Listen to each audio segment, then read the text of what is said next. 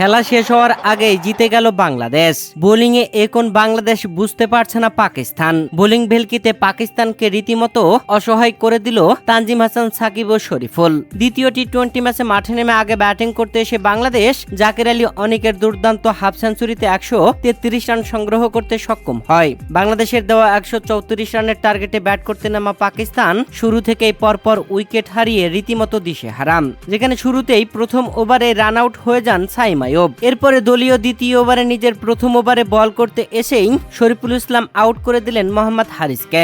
Golden ডাকাই প্যাভিলিয়নে ফিরল হারিস। পাকিস্তান যেন রীতিমতো উইকেট হারাতে থাকে। এরপরে ওপেনার ফাকার জামান 8 বলে 8 রান করে প্যাভিলিয়নে ফিরলেন শরীফুলের বলেই। দলীয় চতুর্থ ওভারে এই উইকেটটি তুলে নেন শরীফুল ইসলাম।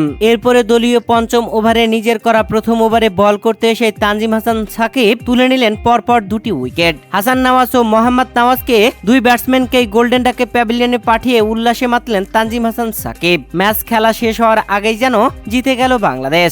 বাংলাদেশের দেওয়া 134 রানের টার্গেটে ব্যাট করতে নেমে পাকিস্তান 15 রানেই 5টি উইকেট হারিয়ে ফেলে। আর বাংলাদেশ দারুণ বোলিংয়ে যেন সবাইকে রীতিমতো চমকেই দিল।